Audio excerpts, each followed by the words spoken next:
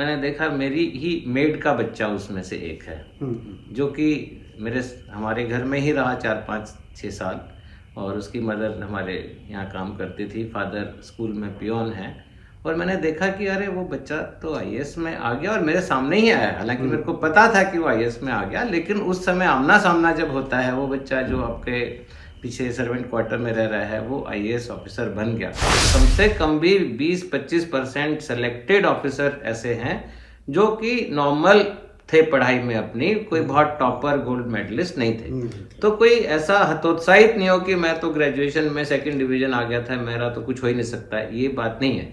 जिस दिन इस पुस्तक में आपने बहुत जगह ये बात समझाई है, बहुत अच्छे से ये बात ब्रीफ भी की है कि कैसे पढ़ाई करें, क्या क्या पढ़ें, सब्जेक्ट कैसे चुनाव करें, किस तरह से उसको आप लें और कैसे उसको मोटिवेट अपने आप को करें। अगर आप में वो जज्बा है, आपने जैसे कहा, और आपका टारगेट फिक्स्ड है, स्ट्रेटजी आपने बना ली है, तो कहीं भी बैठ के पढ़िए, वहाँ डिस्टर्बेंस नहीं होना चाहिए। समय तो देना पड़ेगा पढ़ाई में, समय बिल्कुल आपको कम से कम, मेरे को लगता है 12 घंटे रोज पढ़ना ही चाहिए।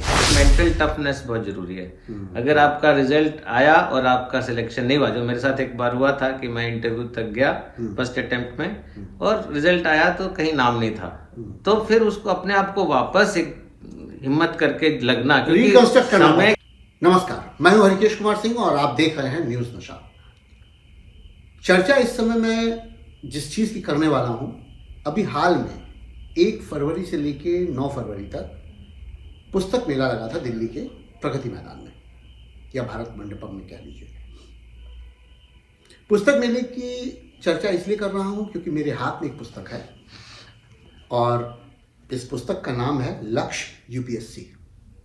बहुतेरी पुस्तकें, बहुत सारी चीज़ें, बहुत सारी लेखनी लिखी गई हैं लोक सेवा आयोग को लेकर के, परीक्षार्थियों को लेकर के। इसमें सबसे बड़ी चुनौती ये होती है कि जो बच्चे नए नए एस्पिरेंट्स बनते हैं यूपीएससी देने के लिए, उनके सामने सबसे बड़ी चुनौती होती है कि वो किस दिशा में जाएं, क्या सब्जेक्ट लें, किस तरह से चुनाव करें, संघर्ष के क्या क्या पड़ाव आएंगे। ये सारी चीज़ें उनके जहन में घूम रही होती हैं, लेकिन अगर सही मनोदशा ना हो तो सफलता के लिए बहुत पापड़ बेलने पड़ते हैं। मेरा ऐसा मानना है कि इसमें सफलता कहीं कहीं भाग्य आधारित भी होती है। मैं इसलिए ये बात कह रहा हूं कि आप जब ये बुक पढ़ेंगे, जब ये किताब पढ़ेंगे, तो आपको महसूस होगा कि बहुत सारे छात्र इस परिस्थिति से गुजरे होंगे जिन परिस्थितियों से इनमें शामिल पात्र हैं। ऐसी परिस्थितियों से गुजरते वक्त उनके जहन में क्या होता है, क्या फीलिंग्स होती हैं, किस तरह के उनके भाव होते हैं, क्या मनोभाव होते हैं, कैसे लड़ रहे होते हैं, सुबह क्या सोच रहे होते हैं, शाम में क्या सोच रहे होते हैं, बहुत सारी बातें होती हैं। मैं ये बातें इसलिए कह पा रहा हूं कि संभवतः मैं भी उन रास्तों से गुजरा हूं। और मेरे सामने बैठे हैं डॉक्टर सज्जन सिंह जी, जो खुद ब्यूरोक्रेट है और 1995 बैच के आईएएस के 26वीं रैंक के लिस्ट में रहे हैं। तो मैं ये कहना चाह रहा हूं कि इस पुस्तक को पहले तो वो छात्र जरूर पढ़ें जो इस दिशा में पढ़ना चाहते हैं। जरूर इसलिए मैं कह रहा हूं क्योंकि जब यह पुस्तक पढ़ेंगे तो आपको बहुत सारी चीजें ऐसे भी गेन होंगी कि आपको कैसे तैयारी करनी है। और इसमें जो कोट लाइन है वो बहुत जरूरी है कि अगर बिना योजना के आप किसी लक्ष्य का निर्धारण करते हैं या लक्ष्य के बारे में सोचते हैं तो वो सिर्फ आपकी इच्छा मात्र है। तो ऐसी किसी भी इच्छा को अगर लक्ष्य भेदने की दिशा में लेके जाना है तो आपको योजनागत तैयारी जरूरी है। आगे बात करने के लिए मैं सर से बात करना चाहता हूं और आपको बाकी चीजें उन्हीं के माध्यम से सुनाता भी हूं। सर, आपका स्वागत है और इस पुस्तक के लिए बहुत बधाई सर, क्योंकि मैं इसको पढ़ते वक्त बहुत बार महसूस किया कि सच में ये पुस्तक जो है बच्चों को इंस्पायर करेगी। Thank you. बहुत सारे अनुभव देगी। जी, धन्यवाद। मेरे लिए सबसे पहले जानकारी यही चाहिए मुझे कि आपको ये पुस्तक लिखने का मन में विचार कैसे आया, कब आया, और क्यों आपने सोचा कि नहीं ये पुस्तक आप, जबकि आप पढ़ाने की दिशा में नहीं है, आप शिक्षक नहीं हैं, आप सर्विस में हैं, तो आपके मन में ये विचार कैसे आया कि ये क्यों जरूरी है पुस्तक? इसमें जब आजकल जो बच्चे हैं, जब ट्रेनिंग खत्म हो जाती है आईएएस ऑफिसर्स की, तो उसका आखिरी पड़ाव में भारत सरकार में असिस्टेंट सेक्रेटरीशिप के लिए आते हैं 2-3 महीने के लिए। तो उसमें हमारे पास जो बच्चे आए हमारे डिपार्टमेंट में जिनको अटैच किया गया, तो मैंने देखा कि उसमें सबसे पहले तो मैंने देखा मेरी ही मेड का बच्चा उसमें से एक है, जो कि हमारे घर में ही रहा 4-5-6 साल, और उसकी मदर हमारे यहाँ काम करती थी, फादर स्कूल में पियोन है। और मैंने देखा कि अरे वो बच्चा तो आईएएस में आ गया, और मेरे सामने ही आया। हालांकि मेरे को पता था कि वो आईएएस में आ गया, लेकिन उस समय आमना सामना जब होता है, वो बच्चा जो आपके पीछे सर्वेंट क्वार्टर में रह रहा है वो आईएएस ऑफिसर बन गया।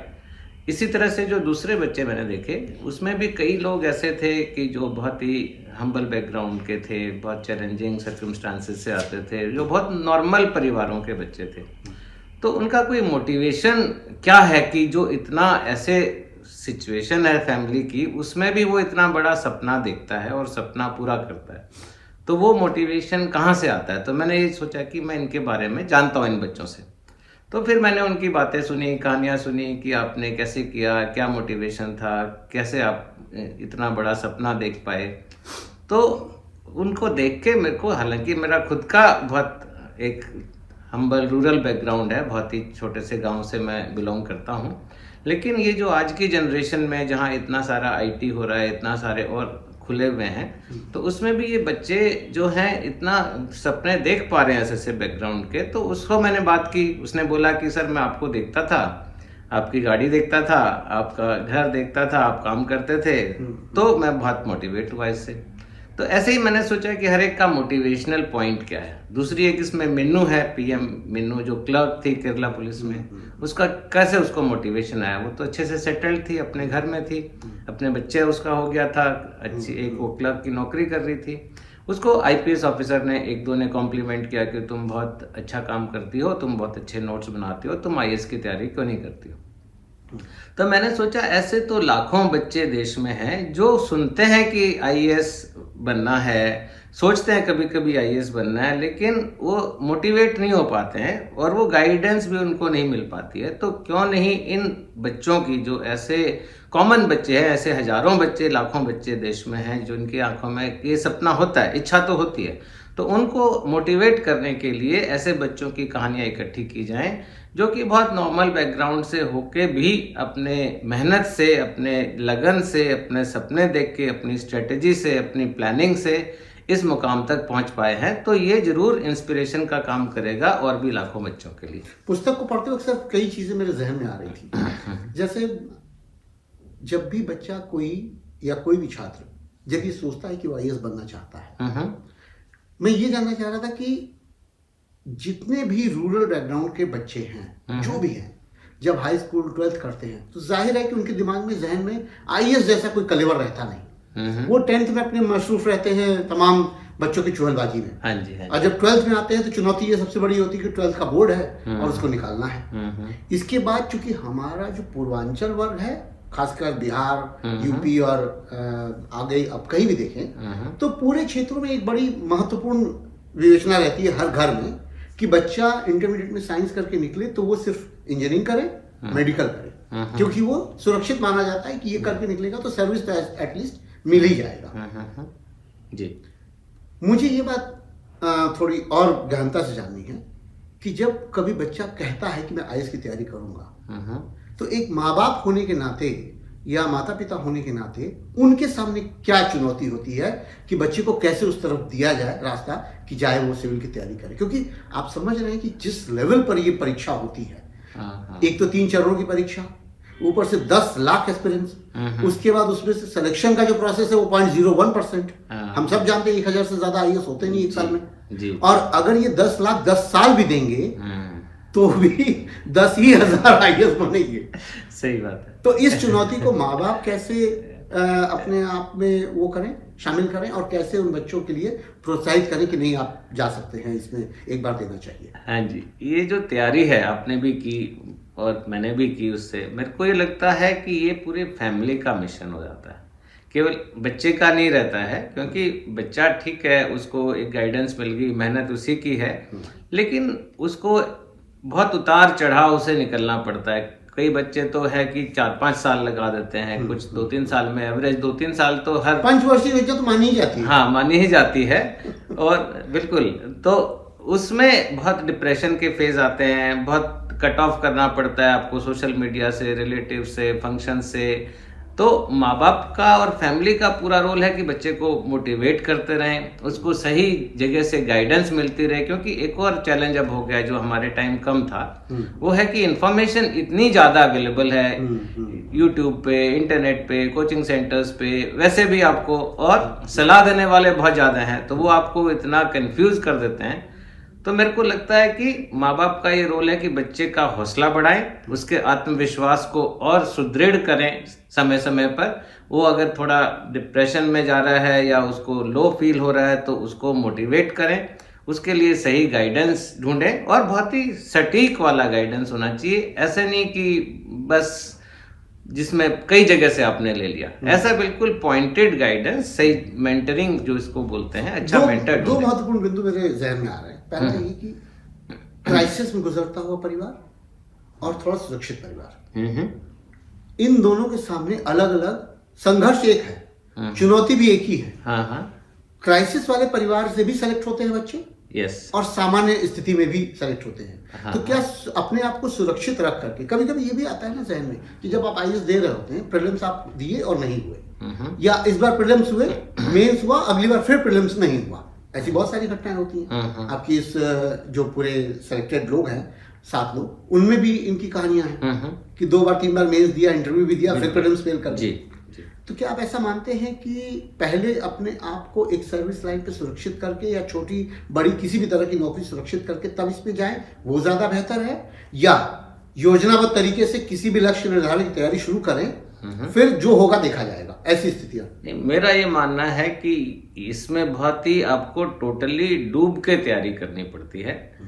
अगर आप सोचेंगे कि मैं दो नाव पे रहता हूँ, थोड़ा नौकरी भी ढूंढ लूँ, नौकरी में भी लगा रहूँ, या कुछ और करियर की प्लानिंग भी कर लूँ, साथ में लॉ कर लूँ, साथ में कोई और डिग्री भी कर लूँ, और ये काम करता रहूँ आईएएस की तैयारी का, तो मेरे को लगता है वो ठीक अप्रोच नहीं। 2 नाव वाली बात पे भी मैं आऊंगा, क्योंकि इसमें एक जगह पर है इसका वो निदर्शन है कि जैसे BPSC, Bihar public service commission के एग्जाम, या यूपीएससी और यूपीपीएससी, उत्तर प्रदेश पब्लिक, अक्सर ऐसा होता है कि बच्चे दोनों परीक्षाएं एक साथ दे रहे होते हैं, आईएएस भी दे रहे होते हैं, पीसीएस भी दे रहे होते हैं। तो क्या ये जरूरी है कि आप यूपीपीसीएस या बीपीएससी नहीं दे करके सिर्फ आईएएस पे फोकस करें, या आईएएस की तैयारी के साथ साथ साइमल्टेनियसली ये भी हो सकता है? ये 2 नाव वाली बात मुझे नहीं, मैं जो 2 नाव की बात कर रहा था वो बहुत बच्चों में होता है कि क्योंकि कई बार फैमिली सर्कमस्टांसेस होते हैं, कई बार इनसिक्योरिटी होती है, तो कोई लोग एक जॉब पकड़ लेते हैं या एक मास्टर्स डिग्री में भी साथ साथ एनरोल करा लेते हैं और साथ साथ तैयारी करते हैं। तो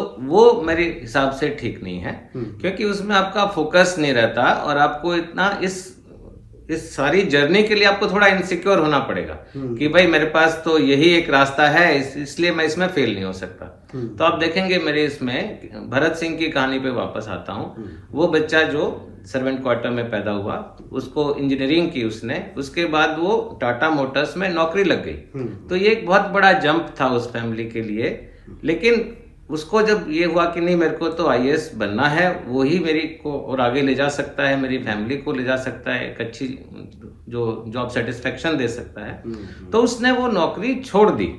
जबकि फादर पियोन है, मदर मेड है घरों में, लेकिन उसने इतना बड़ा हिम्मत का इतना बोल्ड स्टेप लिया, और उसमें उसके पिताजी ने, उसके फादर ने उसकी बहुत हेल्प की। उन्होंने बोला कि बेटा छोड़ दे, तू कर। तो उसमें जब तक आप उस तरह से नहीं बोल्ड डिसीजन लेते हो, तब तक आपका वो लक्ष्य के प्रति ना धुंधला लक्ष्य रहता है, मेरे को लगता है। तो इससे मैं कह रहा हूँ 2 नाव में। दूसरी जो आप बात कर रहे थे वो है कि क्या साथ साथ दूसरे कॉम्पिटिटिव एग्जाम की भी तैयारी करनी चाहिए। उसमें मेरे को लगता है कि अगर कोई उसका मन है या इंटरेस्ट है, या लगता है कि एक और होना चाहिए फॉल बैक ऑप्शन, तो क्योंकि दोनों में तैयारियां काफी हद तक मिलती जुलती हैं, क्योंकि सब में जनरल स्टडीज आता है, सब में एक सब्जेक्ट आता है, थोड़ा बहुत स्टेट स्पेसिफिक क्वेश्चन ज्यादा हो जाते हैं। यूपी पीसीएस करेंगे तो यूपी के बारे में पूछा जाएगा, बिहार सिविल सर्विस में बिहार स्पेसिफिक होगा। तो मेरे हिसाब से वो भी अवॉइड करना चाहिए, लेकिन फिर भी अगर आप इस तरह की 2 नाव में है तो चल सकता है, क्योंकि कॉम्प्लीमेंट्री है। ओल्ड राजेंद्र नगर की आपने इसमें कई बार जिक्र किया, कई बार बात की है जी, और ये कहते हुए कि वो आईएएस के लिए मक्का है। मैं ये कह रहा हूँ कि क्या जो आपका मुखर्जी नगर है जहाँ छात्र रहते हैं, और आपने अंदाज़ा होगा ये आपको कि 70 के दशक के समय में कभी इलाहाबाद यूनिवर्सिटी इस समय बहुत मुखर हुआ करता था। और उसका मुझे इसलिए स्थान से याद है कि वहाँ के उस समय वाइस चांसलर गंगानाथ झा जी हुआ करते थे जी। और सर गंगानाथ झा बिलोंग करते हैं बिहार के मधुबनी से, और इनका हॉस्टल इनके नाम पर भी है। तो उस समय क्या हुआ था कि एक हॉस्टल से लगभग 11 IAS, ये शायद 1969 के समय की बात है या 68-69 ऐसे कोई पीरियड है, 11 IAS लगातार एक ही सीरीज में हॉस्टल में हो गए थे, और इलाहाबाद से बहुत ज़्यादा बच्चे होते भी थे।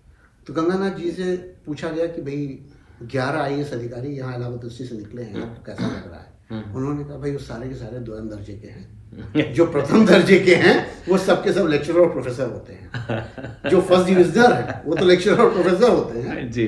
ऐसा क्या आकर्षण है सिविल सर्विसेज में, क्या है उसमें? जी तो क्योंकि मैं अभी 30 साल से हूँ IAS में, तो मैं बता सकता हूँ कि मेरे हिसाब से IAS से अच्छी कोई भी सर्विस है नहीं, चाहे वो प्राइवेट सेक्टर हो चाहे सरकारी नौकरी हो। क्यों नहीं है? क्योंकि जितना काम करने का स्कोप और जितनी वैरायटी IAS ऑफिसर को मिलती है और किसी को नहीं मिलती है। क्योंकि जो स्पेसिफिक सर्विस हैं, चाहे पुलिस ले लीजिए, रेवेन्यू सर्विस ले लीजिए, उनका एक अपना डिफाइंड एक वर्टिकल काम है। IAS के उसमें इतनी सारी वैरायटी है कि आप आज पावर देख रहे हैं, कल को PWD देख रहे हैं, परसों हेल्थ देख रहे हैं। एक तो ये है। दूसरा जो कैनवास है काम करने का, जब बच्चा IAS में सेलेक्ट हो जाता है, 2 साल की ट्रेनिंग कर लेता है, तो SDM बन जाता है, जो पहली पोस्टिंग है, सब डिविजनल मजिस्ट्रेट या जो भी डिप्टी कलेक्टर कई जगह बोलते हैं। तो उसी में उसको इतना एक्सपोजर होता है कि उसको पूरा सब डिवीजन संभालना है, इतने सारे सबऑर्डिनेट ऑफिसर्स हैं उसके नीचे, इतनी सारी गवर्नमेंट की स्कीम चलानी है। आपने उसकी भी चर्चा की है। हाँ, लॉ एंड ऑर्डर देखना है जिले, वो सब वसीम भट्ट जो कश्मीर का लड़का है वो इस बात से थोड़ा इसी वजह से उद्वेलित होकर आता है, उसके सामने बहुत सारा काम करने का। तो ऐसे वो भी मोटिवेट करता है। तो उसके बाद आपको जॉब सेटिस्फेक्शन जो मिलती है ना, बाकी चीजें आप छोड़ दीजिए कि आपकी इज्जत है, आपका अच्छा सैलरी मिलती है या आपको सुविधाएं मिलती हैं, उससे ज्यादा मेरे को जो अट्रैक्ट करता है और बच्चों को भी करता है दूसरों को, कि इतना स्कोप है काम करने का इसमें कि चाहे आपको एजुकेशन में आपका मन है मान लीजिए, तो आप एजुकेशन में अपने जिले में, अपने सब डिवीजन में बहुत बड़ा चेंज ला सकते हो।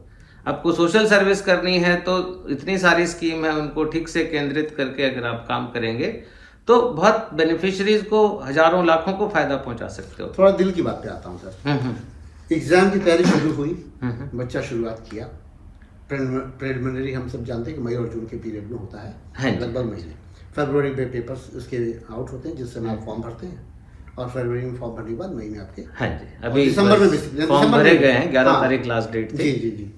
तो वो फॉर्म भरे गए था, प्रिलिमिनरी मई में होता है, 25 मई को इस बार है। लेकिन ये पूरा सर्कल घूमते घूमते 1 साल बीत जाता है, 1 से ज्यादा था। हाँ, इस साल जब वो बच्चा मेंस और इंटरव्यू क्वालिफाई करते हुए इंटरव्यू देगा, तो उसको सिलेक्शन का इंतजार अगले साल के मार्च तक करना होगा। बिल्कुल, यानी 1 ईयर पूरा क्लियर गया जी। इसके लिए जब कोई बच्चा उतरता है उस एग्जाम में, या कोई भी ऐसा छात्र जो उसमें उतर रहा है, उसके जहन में कैसे ताकत आएगी कि वो पूरा थ्रू आउट ईयर उसके लिए प्रिपेयर करे, और डे बाय डे वो कैसे प्रिपेयर करे, ये बात। तो इसमें पहला तो जरूरी है कि एक आपका एंकर या मोटिवेटर या मोटिवेशन होना चाहिए, क्योंकि ये इसमें पूरी तैयारी में, क्योंकि लंबी तैयारी है और बहुत गहन तैयारी है ना, बहुत उतार चढ़ाव आएंगे। जैसे मिन्नू PM की कहानी है, जो क्लर्क थी केरला पुलिस में, वो जब भी डिप्रेशन में चली जाती थी या लगता था कि नहीं हो पा रहा है या बोर हो रही है, तो एक फिल्म देखती थी, जो एक पुरानी फिल्म है मलयालम में, जिसमें एक कलेक्टर हीरो था जो कि बहुत लोगों का काम करता है और बहुत अच्छा काम करता है, जिससे वो मोटिवेट होकर वापस लग जाती थी। तो एक तो आपको कोई ना कोई मोटिवेटिंग पॉइंट, जैसे कि आपने मेरी किताब के बारे में बताया, इसमें से कोई एक स्टोरी पकड़ लें जो आपको रेजोनेट करती है, आपके साथ आपको अच्छा लगता है, तो उस स्टोरी को ऐसे सिचुएशन में पढ़ें। दूसरी बात है कि आपको भी पता है कि सिलेबस इतना ज्यादा वास्ट है इसका, तो आप अगर एक प्रॉपर प्लानिंग करेंगे पूरे 6-8 महीने की, कि मेरे को इस दिन ये खत्म करना है, इस दिन ये खत्म करना है, तब आपको ये टाइम नहीं लगेगा। आपको लगेगा कि अरे मेरा तो ये हुआ नहीं, आज करता हूँ, आज ये छूट गया था, अगले दिन करता हूँ। तो अगर एक सिस्टमेटिक वे में आप उसकी पढ़ाई करेंगे तो ये 1 साल कब निकल जाएगा आपको पता भी नहीं चलेगा। दुर्घटनावश एक बात हुई थी कि भाई पिक्चर आई 12वीं फेल और वो IPS बनता है। हाँ, जी। मैं इस बात पे इसलिए आ रहा हूँ क्योंकि जब आप सातों कैरेक्टर पढ़े जाएंगे तो इन सातों कैरेक्टर में एक कॉमन चीज है कि वो मेधावी थे, उनका पढ़ने में मन लगता था। कुछ छात्र ऐसे होते हैं जिनका शुरुआती दौर में मन नहीं लगता है या उनके पास बहुत सारे भटकाव होते हैं। 12वीं फेल में खैर उसको जिस वजह से दिखाया है कि वो फेल किस लिए हुआ उसके तो कारण दूसरे थे, लेकिन अक्सर बहुत पुरानी कहानियों में, बहुत पुरानी भी नहीं, 25 साल 30 साल के पीछे जाए हैं तो बहुत सारे ऐसे इलाहाबाद में भी लड़के मिलते हैं जिनका करियर 10th और 12th में बहुत वीक रहा है। और मुझे नाम अभी लेने में गुरेज तो नहीं है, लेकिन उचित नहीं समझता इसलिए क्योंकि वो छवि थोड़ी धूमिल करता है। 3rd डिविजनल रहे हैं, 2nd डिविजनल रहे हैं जी, ऐसा भी हाँ, ब्रेक भी हुए हैं और फिर रिकवर करके और आईएएस के टॉप रैंकर्स में भी घुस गए हैं, 50वीं रैंक तक भी ले गए हैं। जी जी। मैं ये कहना चाह रहा हूँ कि क्या आईएएस बनने के लिए क्या ये जरूरी शर्त है कि बच्चा मेधावी हो? अगर शुरुआत में बहुत अच्छा रहा है तो ही सोचे, अगर बहुत अच्छा नहीं रहा है तो उसको सोचने का इतना कोई वो नहीं है क्योंकि चुनौतियां बहुत बड़ी हैं और शायद उसको तोड़ दें, बिखेर दें, ऐसा कुछ नहीं। जैसा आप बता रहे हैं, मैंने भी 30 साल की सर्विस में ऐसे बहुत ऑफिसर्स देखे हैं जो 10वीं 12वीं इंक्लूडिंग ग्रेजुएशन में भी बहुत कोई टॉपर्स नहीं थे। ज्यादातर बच्चे होते हैं जो कि अपने टॉपर रहे हैं, लेकिन बहुत सारे ऐसे ऑफिसर हैं जो कि बहुत ही नॉर्मल 2nd डिविजनर थे, जो नॉर्मल ग्रेजुएशन की, लेकिन फिर मोटिवेशन उनको आया कि करना है। तो उसमें जरूरी नहीं है कि आप शुरू से टॉपर रहे हैं, गोल्ड मेडलिस्ट रहे हैं तो ही आप आईएएस बनने के बारे में सोचिए। आप अगर नॉर्मल स्टूडेंट भी हैं, इसमें क्या चाहिए आईएएस या कोई भी एग्जाम में सफलता के लिए कि आपने एक सपना देखा, फिर उस सपने को देखने के लिए उसमें डूब गए, उसमें उसी सपने को जीने लग गए कि हाँ मेरे को यही करना है, मेरे को और कुछ नहीं करना है। डेली उसी के बारे में सोचो, रात दिन उसके बारे में सोचो, फिर प्रॉपर प्लानिंग करिए कि ये प्लानिंग मेरी होनी चाहिए और उस डिटर्मिनेशन से, उस हार्ड वर्क से, टारगेटेड अप्रोच से लग जाइए तो आपका, देखिए हर कोई इंटेलिजेंट होता है। उस समय स्कूल के समय में, कॉलेज समय में हो सकता है उन्होंने ये टारगेट नहीं किया हो कि मेरे को टॉप करना है, लेकिन कॉलेज के बाद आया कि नहीं मेरे को तो आईएएस ऑफिसर बनना है या मेरे को तो आईपीएस ऑफिसर ही बनना है। तब बच्चा जो है उसमें अगर लग जाता है लगन से तो डेफिनेटली सिलेक्शन होता है और कम से कम भी 20-25% सेलेक्टेड ऑफिसर ऐसे हैं जो कि नॉर्मल थे पढ़ाई में अपनी, कोई बहुत टॉपर गोल्ड मेडलिस्ट नहीं थे। तो कोई ऐसा हतोत्साहित नहीं हो कि मैं तो ग्रेजुएशन में 2nd डिवीजन आ गया था, मेरा तो कुछ हो ही नहीं सकता है, ये बात नहीं है। जिस दिन आप शुरू पुस्तक में आपने बहुत जगह ये बात समझाई है, बहुत अच्छे से ये बात ब्रीफ भी की है कि कैसे पढ़ाई करें, क्या क्या पढ़े, सब्जेक्ट कैसे चुनाव करें, किस तरह से उसको आप लें और कैसे उसको मोटिवेट अपने आप को करें। जब हम लोग दे रहे थे, मुझे 25-30 साल पुरानी ही बातें याद आती हैं बार बार। तो उस समय एक इंग्लिश क्वालिफाइंग हुआ करता था मेंस में। जी, अभी भी होता है। हाँ, तो जब वो हम लोग देते थे तो उसमें हम लोग को हंसी इसलिए आती थी क्योंकि जो कि इंग्लिश में पास नहीं होता था तो उसके पास एक येलो कार्ड आता था। यस, येलो लेटर आता था। येलो लेटर जी।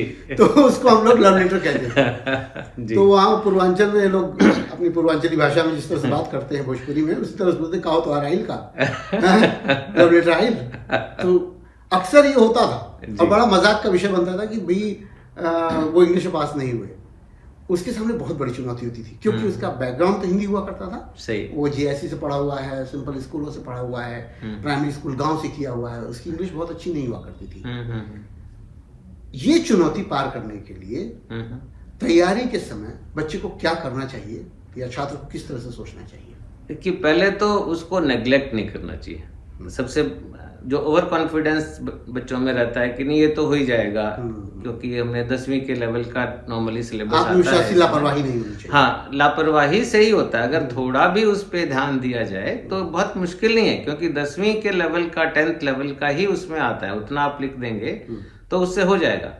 और ये जो आप प्रॉब्लम बता रहे हैं जो आपके पूर्वांचल में अंग्रेजी को लेके है, जो शहर में बच्चे हैं उनको हिंदी को लेके है, वो बहुत डराता है। हाँ, तो हमारे बच्चे हैं वो हिंदी से डरे हुए हैं क्योंकि वो प्रैक्टिस नहीं है। हाँ, हिंदी तो बहुत खराब है इस समय। जो इंग्लिश मीडियम के स्कूल के बच्चे हैं उनकी हिंदी तो बहुत खराब है। या जो मैंने इसमें भी लिखा है कि जैसे हिंदी की जगह कोई भी रीजनल लैंग्वेज ले सकते हैं, तो जो वासिम भट्ट है उसने अपनी कश्मीरी ली, उर्दू ली, सॉरी उर्दू ली, पर उर्दू में वो कमजोर था। उसने अपनी छोटी बहन से पढ़ाई की, उर्दू सीखी। मिन्नू ने अपनी माँ से मलयालम सीखी वापस। तो पहली बात तो उस पर ध्यान देना है, उसको नेग्लेक्ट नहीं करना है, और थोड़ा सा समय दे देंगे। अगर आप 1-2 पुराने पेपर करके इवेलुएट करके उसको देख लें, अगर आपको लगता है कि आप जितना क्वालिफाइंग नंबर है 33% होता है, उसे डबल आप ला पा रहे हैं, तब आप थोड़ा रिलैक्स हो सकते हैं। एक बहुत महत्वपूर्ण सवाल इस समय आपसे जोड़ के पूछ रहा हूँ। जैसे मान लीजिए कि ये तो चलिए इंग्लिश और हिंदी की बात हुई, मैं सब्जेक्ट की बात कर रहा हूँ। सब्जेक्ट आपने लिया, अपना पढ़ा हुआ सब्जेक्ट लिया, आपने पहला मेंस दिया और मेंस में आपने एक सर्टेन नंबर पाए, उसमें आपका सिलेक्शन हुआ या नहीं हुआ, जो भी हुआ, अब सेकेंड अटेम्प्ट जब दिए आपका नंबर फिर वही कहीं आसपास, निश्चित रूप से छात्र के जहन में ये बात आती है कि उसकी लिखने में कोई समस्या है या कोई बात ऐसी है कि उससे नंबर वो बढ़ नहीं रहा है। इससे निकलने का कोई रास्ता है क्या? इससे जो निकलने का एक मेरे को लगता है आजकल मॉडल, क्योंकि आपके इसमें एक उदाहरण है, 208 नंबर पाता है जी छात्र, और जब तीसरी बार देता तो 283 नंबर पाता, वो बढ़ नहीं रहा, 2 बार 208 पे अटका हुआ है। जी, ये बहुत बच्चों के साथ होता है जो कि मेंस देते हैं और किसी ना किसी सब्जेक्ट में लगभग उतने ही नंबर पे अटक जाते हैं। तो कुछ लोगों ने ये किया है, जैसे भरत ने किया था, उसने सब्जेक्ट ही चेंज कर लिया। उसको लगा कि ये मेरा नहीं होगा ज्योग्राफी से, तो मैं पॉलिटिकल साइंस ले लेता हूँ, पर वो भी बहुत रिस्की काम है। दूसरा एक इसमें तरीका है कि आप आजकल मॉडल आंसर्स बहुत आते हैं। बेसिक है कि आपको आंसर को कैसे स्ट्रक्चर करना है, आपकी गलतियां कहाँ हो रही हैं। अगर कोई एक अच्छा आदमी आपको बता दे कि आपकी आंसर राइटिंग स्टाइल में ये गड़बड़ है और ये मॉडल आंसर्स हैं, इस तरह से आप लिखिए, डायग्राम को ज्यादा यूज करिए, हाईलाइट ज्यादा करिए, टिप्स होती है नंबर लेने की, कौन सा एग्जैक्ट वर्ड है जिसको एग्जामिनर ढूंढता है उस आंसर में, वो वाला शब्द पूछिए। तो इसमें थोड़ी मेंटरिंग की जरूरत है, चाहे कोई सक्सेसफुल कैंडिडेट से ले, चाहे कोई टीचर से ले।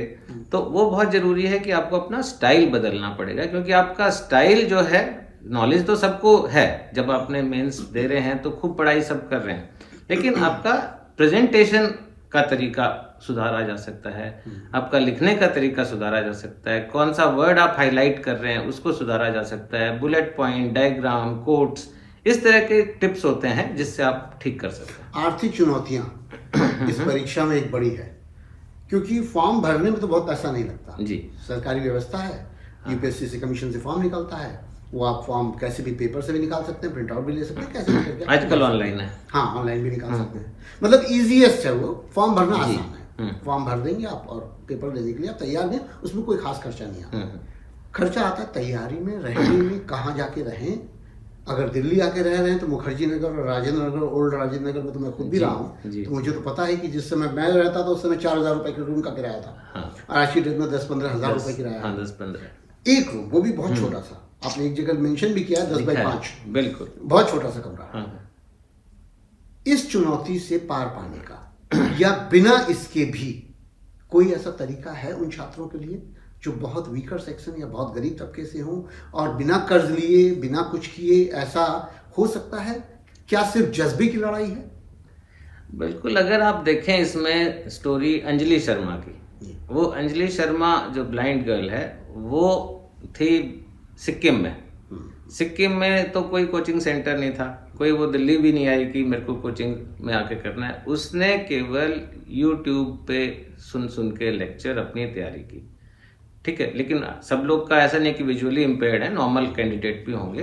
तो आजकल एक तो ये सब दूरियां खत्म हो गई हैं कि आपको दिल्ली ही क्यों आना है, अगर सब कुछ इंटरनेट पे आपको मिल सकता है, सारी जानकारी मिल सकती है, सिलेबस का पता चल सकता है, मेंटर्स मिल सकते हैं, अच्छे गाइडेंस मिल सकती है, ऑनलाइन लेक्चर्स बहुत सारे हैं जो अगर आपको कोई सब्जेक्ट डिफिकल्ट लग रहा हो तो मेरे को लगता है कि दिल्ली भागने की कोई आवश्यकता नहीं है। अगर आप में वो जज्बा है, आपने जैसे कहा, और आपका टारगेट फिक्स्ड है, स्ट्रेटजी आपने बना ली है, तो कहीं भी बैठ के पढ़िए, वहाँ डिस्टर्बेंस नहीं होना चाहिए। समय तो देना पड़ेगा पढ़ाई में, समय बिल्कुल आपको कम से कम मेरे को लगता है 12 घंटे रोज पढ़ना ही चाहिए, इतना तो जरूरी है। यही सबसे बड़ी चुनौती है, हाँ, कि आपको लगता है कि कोई अगर 6 घंटे 8 घंटे पढ़ रहा है तो ऐसा नहीं है, वो नाकाफी साबित होता है। नहीं, आपको अपनी कंफर्ट जोन से बाहर निकलना पड़ेगा। ये सत्यम की स्टोरी में मैंने लिखा है, वो हमेशा बोलता था लड़का कि आप अपने कंफर्ट जोन में घुसे हुए हैं, मैंने 8 घंटे पढ़ लिया, मैंने इतना पढ़ लिया, बहुत हो गया। नहीं, आपको अपना कंफर्ट छोड़ना पड़ेगा,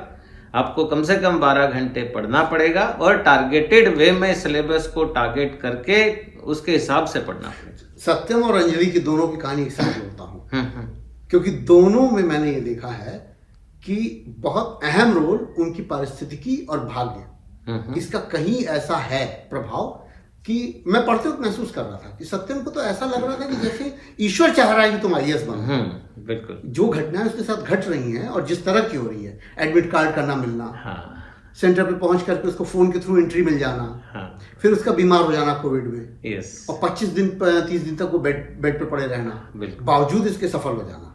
अंजलि के साथ समस्या कि वहां पहुंचना और 11th के बच्चे के द्वारा उसको लेखनी का कोई उसका पर्यवेक्षक जो देता है स्क्राइबर, तो वो उसके शामिल होकर के निकलता है। ये एक ऐसी चीजें हैं जो ये बताती हैं कि कहीं ना कहीं आपके लक्ष्य निर्धारण में ईश्वर का भी सहयोग जरूरी है। तो क्या जहन में छात्रों के या उन एस्पिरेंट्स के ये दिमाग में होना चाहिए कि ईश्वर चाहेगा तो ही होगा, या वो कहीं बाधात्मक भी है? नहीं, ईश्वर चाहेगा, देखिए हर चीज ईश्वर से होती है, वो तो एक जनरल सा कॉन्सेप्ट है। वो अपने आप को हिम्मत देने का है कि ईश्वर मेरे साथ है, मैं एक ईमानदारी से तैयारी कर रहा हूँ, मेहनत कर रहा हूँ, तो ईश्वर मेरे साथ है, मेरे को सफल बनाएगा। लेकिन आपकी जब तक मेहनत नहीं होगी, वो तो बहुत जरूरी है। अगर आपने, वही मैं फिर कह रहा हूँ, 12 घंटे कम से कम पढ़ाई की, टारगेटेड वे में पढ़ाई की, खूब डिटर्मिनेशन से मन लगा के पढ़ाई की, तो आपका सिलेक्शन होगा। ईश्वर आपके साथ है। लेकिन आप सोचते रहेंगे नहीं ईश्वर साथ होगा तो मेरा हो जाएगा, मैं तो 6 घंटे ही पढ़ लेता हूँ, मैं तो नहीं, जाहिर मैं ये सारी बातें आपसे कर रहा हूँ सर। हाँ। ये मेरी उन परीक्षार्थियों के लिए बिल्कुल बातें नहीं जो सफल हो गए। हाँ। मेरी ये बातें उन छात्रों के लिए है या उन परीक्षार्थियों के लिए है जो एक बार 2 बार असफल हो चुके हैं और अभी उनके पास चांस है। कुछ तो ऐसे भी होंगे जो अब 4-6 अटेम्प्ट दे चुके, खत्म हो गया, अब दूसरा रास्ता तलाश रहे हैं। ये चुनौती भी बड़ी तो है जी। निश्चित रूप से 1 लाख बच्चे तो ऐसे छात्र ऐसे हैं ही हैं, जिनमें से केवल 10,000 पिछले 10 सालों में हुए होंगे और बाकी 90,000 अब दूसरी राहों पे चले गए होंगे। उनके सामने चुनौतियां वो खत्म हो गई, अब वो उस रास्ते पे है नहीं जी। मैं उनके लिए बात कर रहा हूँ कि जो 1-2 साल अभी दिए हुए हैं और जिनके पास अभी 2-3 साल या 2-3 अटेम्प्ट अभी बाकी है। तो उन्हें कैसे सोचना चाहिए? उनको सोचना चाहिए कि वो जरूर सफल होंगे, क्योंकि लगे रहेंगे तो होंगे। आप इसमें देखेंगे ना, केवल आप 2-3 लोग जो देखिए जो कि फर्स्ट अटेम्प्ट में हो गए, सत्यम फर्स्ट अटेम्प्ट में हो गया, लविश फर्स्ट अटेम्प्ट में हो गया, लेकिन बाकी बच्चे 3-3, 4-4 अटेम्प्ट में हुए हैं सिलेक्शन। मीनू का 5वां अटेम्प्ट था, भरत का 4था अटेम्प्ट था, श्रुति शर्मा का दूसरा अटेम्प्ट था, अंजलि का था, हाँ अंजलि का 4था अटेम्प्ट था। तो उन्होंने हिम्मत नहीं छोड़ी। वो तो 1.5 साल में अंजलि कई बार फेल पास हुई। यस। तो उन्होंने हिम्मत नहीं छोड़ी, एक बार दोबारा से अपने आप को एकजुट किया कि चलो कोई बात नहीं, यहाँ गलतियां रही मेरी, उसको गलतियों को एनालाइज करिए, कहाँ गलती हो रही है, किसी और की मदद लेना चाहते हैं तो लीजिए, कहाँ मार्क्स कम हो रहे हैं, किस पेपर में कम हो रहे हैं, कहाँ मैं गलती कर रहा हूँ, कैसे मैं आगे निकल सकता हूँ लोगों से। अगर हिम्मत छोड़ देंगे तो आपका सपना खत्म, फिर आप देखते रहिए सपना। लेकिन अगर हिम्मत रखेंगे, इनमें से अगर हिम्मत छोड़ दी होती तो अंजलि IAS नहीं होती, भरत IAS में नहीं होता, तो बाकी बच्चे भी, इवन वासिम भी 3rd अटेम्प्ट में हुआ, 2nd अटेम्प्ट में उसका प्रीलिम्स भी क्लियर नहीं हुआ। तो अगर वो हिम्मत हार जाता कि नहीं मेरे को नहीं बनना है, मेरा हो गया। वासिम तो जबकि रेवेन्यू सर्विस में था फर्स्ट अटेम्प्ट में, उसके बाद 2nd अटेम्प्ट में प्रीलिम फेल होके वो बैठ जाता है कि नहीं मैं तो अब रेवेन्यू सर्विस ये थोड़ा सा तो चुनौती भरा होता है कि जब आपका एक रिजल्ट आया होता है उसके 15-20 दिन बाद ही प्रीलिम सामने आ जाता है। क्योंकि आप फॉर्म भर चुके होते हैं पिछले वाले के लिए, 2nd अटेम्प्ट के लिए, और आपका रिजल्ट जब आउट होता है तो उससे और प्रीलिम्स के बीच में 20 दिन से ज्यादा का समय होता है जी।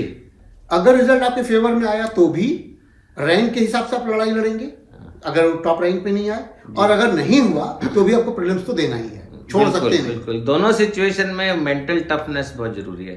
अगर आपका रिजल्ट आया और आपका सिलेक्शन नहीं हुआ, जो मेरे साथ एक बार हुआ था कि मैं इंटरव्यू तक गया फर्स्ट अटेम्प्ट में और रिजल्ट आया तो कहीं नाम नहीं था, तो फिर उसको अपने आप को वापस एक हिम्मत करके लगना, क्योंकि समय केवल 2 वीक 3 वीक रिजल्ट के बीच में और अगले एग्जाम के बीच में पहले तो 1 हफ्ते का समय होता था। तो आप इतना अपना डिसअपॉइंटमेंट को ओवरकम करना है, क्योंकि चाहे कम रैंक आए तब भी डिसअपॉइंटमेंट वापस रिवाइज करना है। हाँ, तो वो एक आपकी नर्व्स ऑफ स्टील जो बोलते हैं, ताकत को। एक महत्वपूर्ण बिंदु सर, मेंस की तैयारी पहले की जाए या जैसे मान लीजिए फॉर्म भरे और अब प्रीलिम्स होने हैं तो प्रीलिम्स होने के लिए आपके पास 3 महीने, 3.5 महीने या 4 महीने ऐसा समय मिलता है। प्रिपरेशन आप ग्रेजुएशन के समय आप लिखे भी हैं कि भाई अगर आपको जाना है इसमें तो आप ग्रेजुएशन के पीरियड से ही इस बारे में विचार करना शुरू करिए, चुनिंदा सब्जेक्ट चुनना शुरू करिए और उनको पढ़ना शुरू करिए और मॉक क्वेश्चन पेपर और इन सब चीज़ों से होकर निकलना शुरू करिए ताकि आप उससे फैमिलियर हो सकें। ये बड़ी स्पष्ट लाइन है और ये होना भी चाहिए बिल्कुल। अगर आपको सिविल सर्विसेज में जाना है। जरूरी नहीं कि आप ग्रेजुएशन पूरा करने के बाद ही उसमें जाके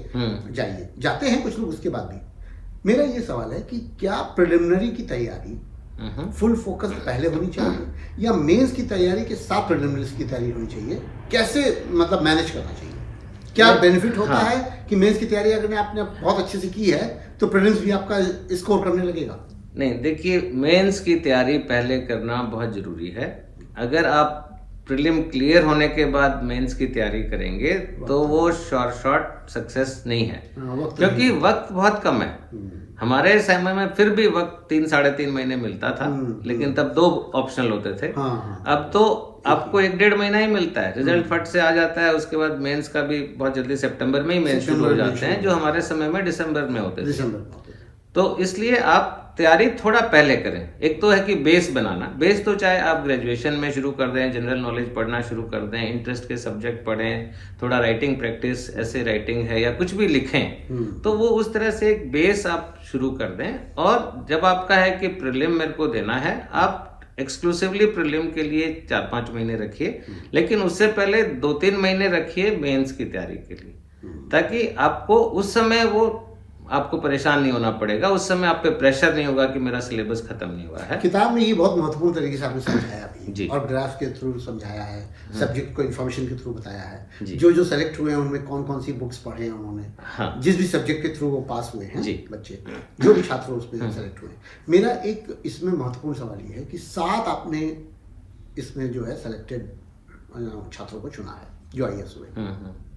7 बहुत अलग अलग, संघर्ष एक ही है लेकिन संघर्ष के आयाम अलग अलग हैं। बिल्कुल सही। कोई बहुत यंग है, कोई अमेरिका से वापस आया है, कोई केरला के एक बहुत छोटे से गांव में है, कोई बिहार में है, ऐसे ऐसे सिचुएशंस में है। और मुझे ऐसा कश्मीर से भी है, और कश्मीर तो हम सब जानते हैं कि कितना मिसहैपनिंग और क्या क्या क्या नहीं होता है कश्मीर में, उसकी तो बात है ही। एक और जैसे मैं इसमें जानना या जोड़ना चाहता हूँ, जो तात्कालिक परिस्थितियां होती हैं छात्रों के साथ, जिन परिस्थितियों में वो रह रहे होते हैं, वहां से जब वो निकल करके इन परिस्थितियों में आते हैं कि आपको तैयारी करनी है, तो उनके सामने हार की स्थिति और जीत पाने की स्थिति, इन दोनों की लड़ाई के बीच में बहुत एक माइन्यूट लाइन होती है ना। आप जीतना चाहते हैं, कर रहे होते हैं, और कई बार ऐसा होता है आप डिप कर रहे होते हैं, आपको ये डर लग रहा होता है कि ये होगा नहीं। कई बार ऐसी परिस्थितियां आती होंगी, शाम के समय आप बैठे हुए हैं, लग रहा है कि हो नहीं पा रहा है, ये होगा नहीं। सही है। उससे बाहर निकलने का कोई ऐसा रास्ता, कोई कौन सा ऐसा तरीका हो सकता है कि उसको कैसे सोचना चाहिए कि नहीं ये करना है मुझे तो होना चाहिए?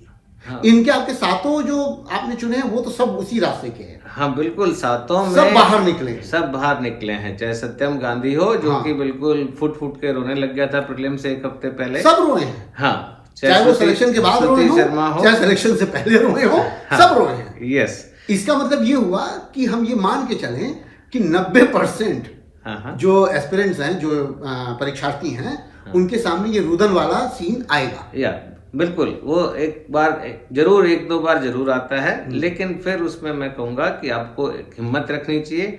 आपको कोई मोटिवेटर एक रखना चाहिए जिसके सामने आप रो सकें और वो आपको वापस से आपका उत्साह जगा सके। चाहे आपकी माँ है, फैमिली है, या कोई मेंटर है, या कोई फिल्म है, या कोई कहानी है, या कुछ भी इस तरह का एक जरूर रखना चाहिए।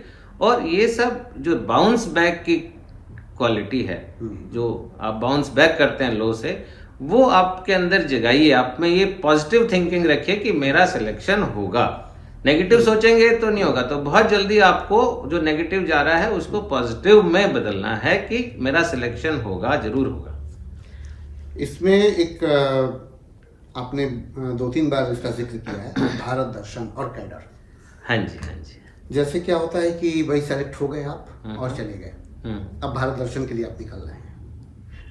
थोड़ा उसको बताइए कि जब IAS हो जाता है जी लड़का या लड़की, तो जब वो भारत दर्शन करने निकलता है उसके किस तरह के भाव आते हैं? आपने भी वो किया ही होगा भारत दर्शन। बिल्कुल बिल्कुल, भारत दर्शन सबसे यादगार चीज होती है आईएएस ट्रेनिंग की। इसलिए मैंने इसमें कहानी केवल सिलेक्शन पे नहीं खत्म की। 12वीं फिल्म में आप देखेंगे कहानी सिलेक्शन पे खत्म हो गई, लेकिन मैं बच्चों को बताना चाहता था कि उसके बाद क्या लाइफ होती है। जब लाल बहादुर शास्त्री एकेडमी जाते हैं वहाँ क्या क्या होता है। ये बहुत महत्वपूर्ण विषय है जी, जब जानना चाहिए कि लाल बहादुर शास्त्री एकेडमी किस माहौल में है और वहां से फिर आगे क्या क्या। बिल्कुल, उसके बाद भारत दर्शन में जाते हैं वहाँ क्या होता है, या उसके बाद में आप डिस्ट्रिक्ट में चले जाते हैं ट्रेनिंग में, या फर्स्ट पोस्टिंग के भी कुछ किस्से इसमें हैं।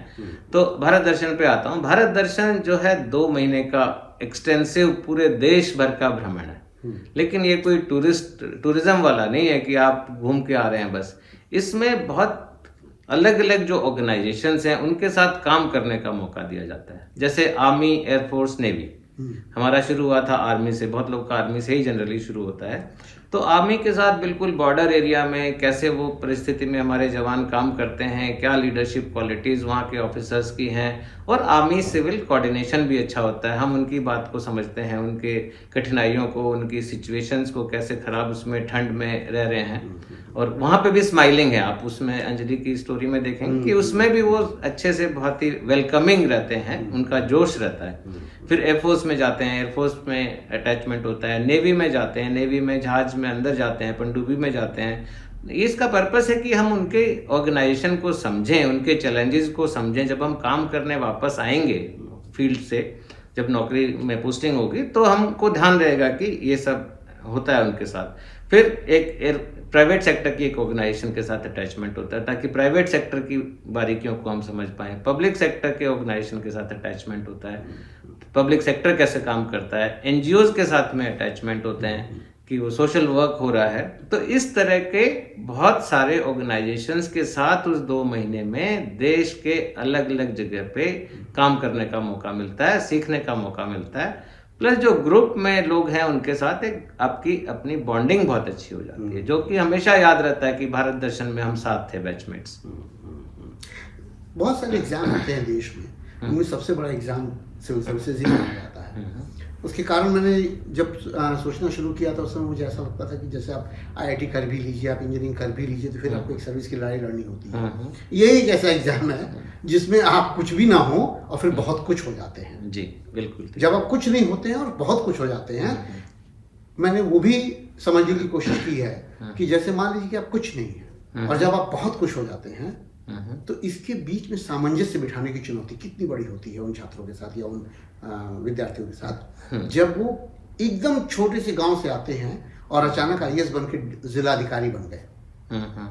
तो क्या उनके जहन में ये भाव, क्योंकि 6-7 साल 8 साल ही लगता है उनको डीएम बनने में। बिल्कुल, डीएम, इवन एसडीएम भी बहुत इम्पोर्टेंट है। तो जो कि पहली पोस्टिंग, वो तो 6-6 महीने में बदलते चले। हाँ, 6-6 महीने में बदलते हैं।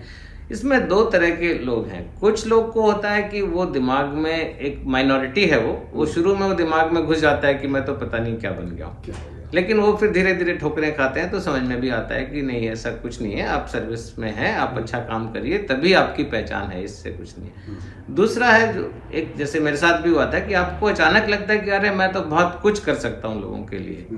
तो वो एक भावना जिसकी रहती है, वो वैसी ही भावना होनी चाहिए, क्योंकि जैसे आपने भी कहा लक का बहुत फैक्टर होता है। अगर जो लोग 10,000 लोग ने प्रीलिम पास किया, 15,000 ने मेंस दिया, तो वो उनका कैलिबर लगभग बराबर ही है, 19-20 का ही फर्क है। फिर इंटरव्यू दिया, उसमें से मान लीजिए 2500 लोगों ने, तो लगभग सेम ही है, कोई फर्क नहीं है जो इंटरव्यू में गया और जो सिलेक्शन हुआ। और उसके बाद सिलेक्शन हुआ तो 1000 लोग का हुआ, लेकिन आईएएस में तो 150 ही हुए। तो वो 1000 बिल्कुल आपकी ही तरह के लोग हैं, आपके ही कैलिबर के हैं। ये है कि थोड़ा लक आपके साथ था तो आपका सारा गोटियां फिट हो गई कि आपको इंटरव्यू में ठीक नंबर मिल गए, प्रीलिम्स में, मेंस में भी आपके ऑप्शनल वगैरह के क्वेश्चन ठीक आ गए, मार्किंग स्कीम अच्छी हो गई, किसी की नहीं भी हो पाई। तो आपको हमेशा ये एक भगवान को धन्यवाद देना चाहिए कि मेरे को मौका दिया उन्होंने, और भी लोगों को किसी और को दे सकता था, और उसको आपको उसको चुकाना चाहिए, उस मौके का जो ऋण है, अच्छा काम करके फील्ड में। व्यक्तित्व परीक्षण के बारे में, या इंटरव्यू जिसे हम कहते हैं कॉमनली, उसके बारे में बहुत सारी भ्रांतियां हैं। इंटरव्यू में कुछ भी सवाल पूछा सकता है, कहीं से भी पूछा सकता है, आपके व्यक्तित्व के बारे में पूछा सकता है, आपकी रुचियां तो पूछी ही जाती हैं। बिल्कुल। जो DAFA में आपने डाला भी है कि भाई जो आपका पूरा फॉर्म भरा जाता है जिसमें सिलसिलेवार तरीके से क्या क्या पसंद है, क्या रुचियां क्या क्या हैं, तो उसमें लेकिन भ्रांतियां ऐसी ऐसी हैं कि कभी कभी आप देखेंगे कि आजकल तो रील का ज़माना है ना, और फेसबुक पे आप देख रहे हैं तो आई से पूछा गया इंटरव्यू आ जाएगा। अब वो इंटरव्यू ऐसा होगा कि पूछिए मत, कि दरवाजे में क्रॉस किए, दरवाजा खोले, धड़ाक से गिर गया एक गमला, और फिर उस गमले को उठाने वाला जो है वो, उससे बोला गया कि आप तो IAS बनने वाले थे, आपने गमला क्यों उठाया। तो ये मजाकिया टाइप में बहुत सारे चलते हैं और उसको सच मान बैठते हैं। जो छात्र गांव से आते हैं, गांव देहात से आते हैं, वो अक्सर उसको सच मान बैठते हैं कि क्या सच में ऐसा होता है क्या। आपका क्या अनुभव है? नहीं, ऐसा बिल्कुल नहीं है। मेरे को लगता है इंटरव्यू, पहली बात तो इंटरव्यू बोर्ड बहुत ही कॉर्डियल होता है, अच्छा माहौल बनाने की कोशिश करता है। उसको भी पता है कि बच्चा नर्वस है, टेंशन में होगा, छोटी जगह से भी आया चाहे बड़ी जगह से भी आया, UPSC के रूम में जाके सब टेंशन में एक बार तो हो ही जाते हैं। तो इंटरव्यू बोर्ड आपका बहुत फ्रेंडली होता है, ऐसा नहीं है कि बहुत एग्रेसिव है। कई बार मॉक इंटरव्यू में ऐसा करके लोग दिखाते हैं कि एग्रेसिव है पूछने वाला, या कुछ बोल रहा है, या जो ऐसे आपने बात की कि गमला गिर गया हो। तो इंटरव्यू बोर्ड बहुत ही कॉर्डियल होता है, पहली बात तो।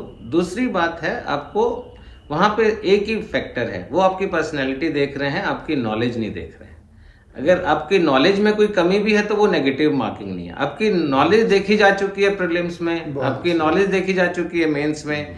अब तो उनको ये देखना है कि ये जो बंदा है इसकी पर्सनैलिटी IAS के लिए ठीक है कि नहीं है, या सिविल सर्विस वैचारिक रूप से कितना वो। हाँ, वैचारिक रूप से। तो ऑनेस्टी बहुत इंपॉर्टेंट है। बहुत। तो कुछ भी आपको सवाल नहीं आता है जवाब उसका, तो आप बोल दें कि सर ये मैं नहीं जानता हूँ। कोई डेटा आपको नहीं पता है तो आप बोल दें नहीं जानता हूँ, उसको घुमाने की कोशिश नहीं करें, पहली बात। दूसरी बात, मॉक इंटरव्यू कई बार आपको प्रॉब्लम करते हैं, आपको ये समझना है। मॉक इंटरव्यू में बहुत बड़े बड़े स्टूडियो हैं, 10 कैमरे लगे हुए हैं, आप देने जाएंगे तो बहुत दूर बैठा होगा इंटरव्यू बोर्ड, 50 कदम पे आपको चल के जाना है।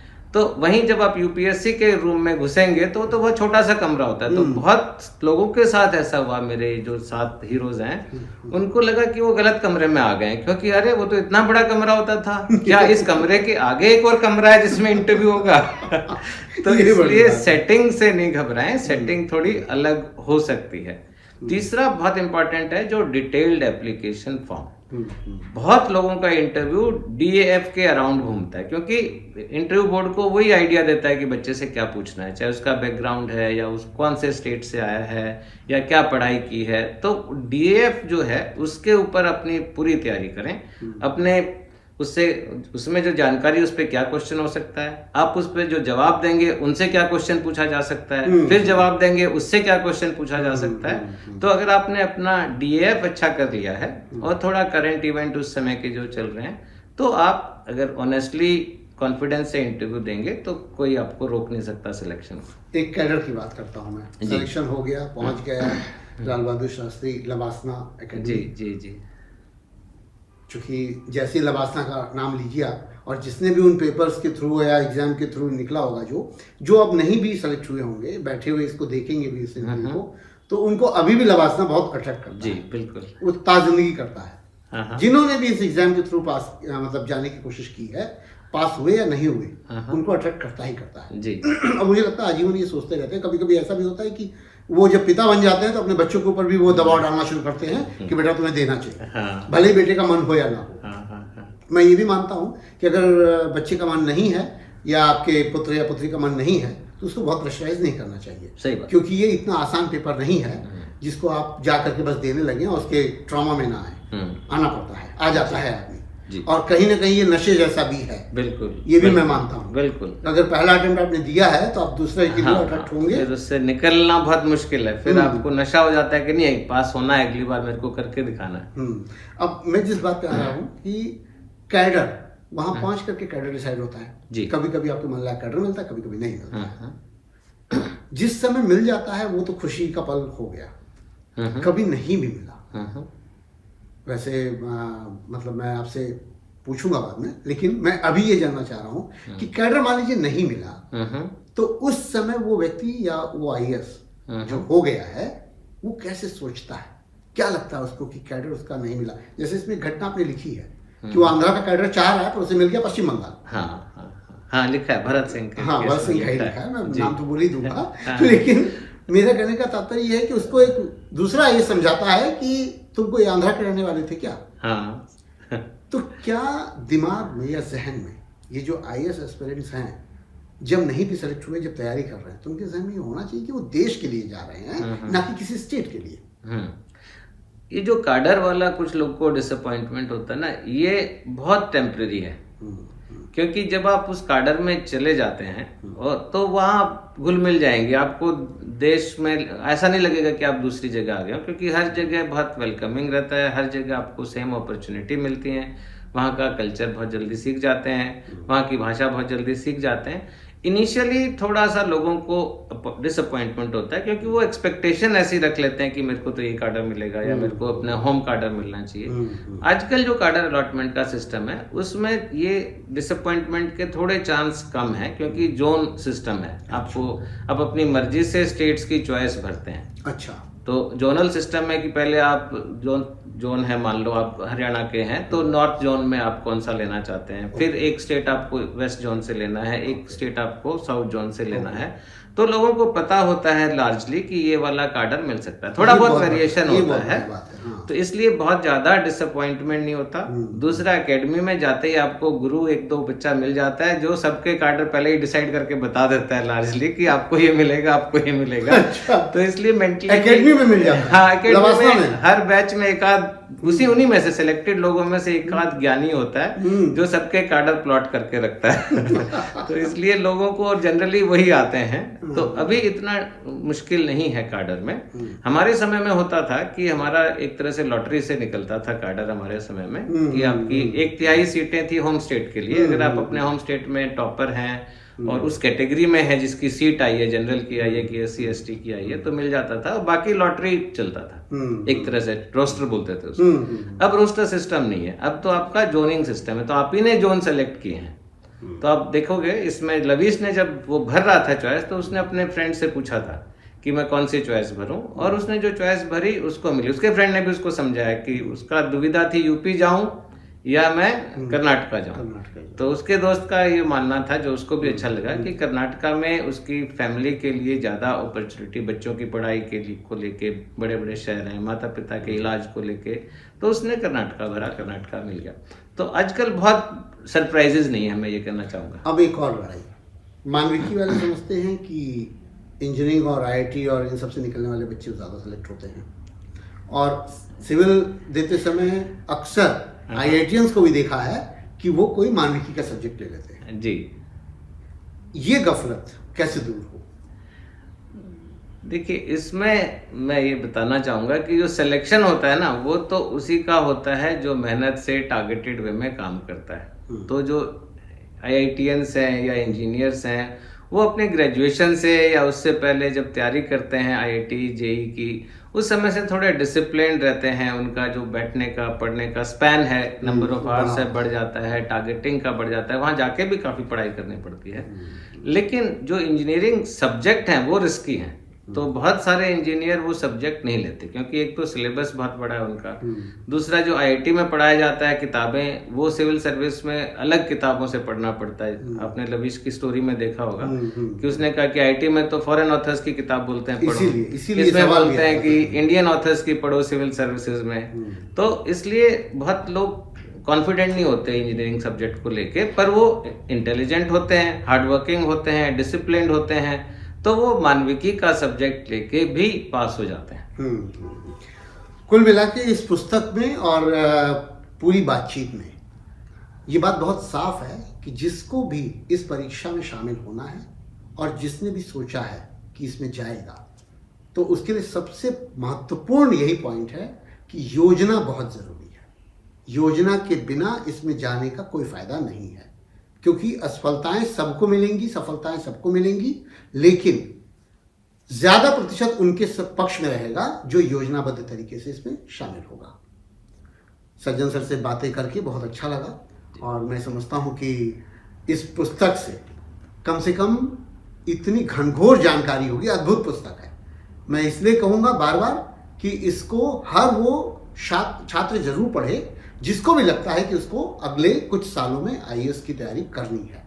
और IAS इसलिए भी क्योंकि इंडियन एडमिनिस्ट्रेटिव सर्विसेज में आप जब जाते हैं तो आपके सामने इतने बड़े प्लेटफॉर्म होते हैं कि जहां पर सच में आप अपने उन भावनाओं को काबू करते हुए और उन चीज़ों को रखते हुए उन लोगों के लिए काम कर सकते हैं जिनको आप राह चलते सोचते हैं कि शायद इनके लिए ये होना चाहिए।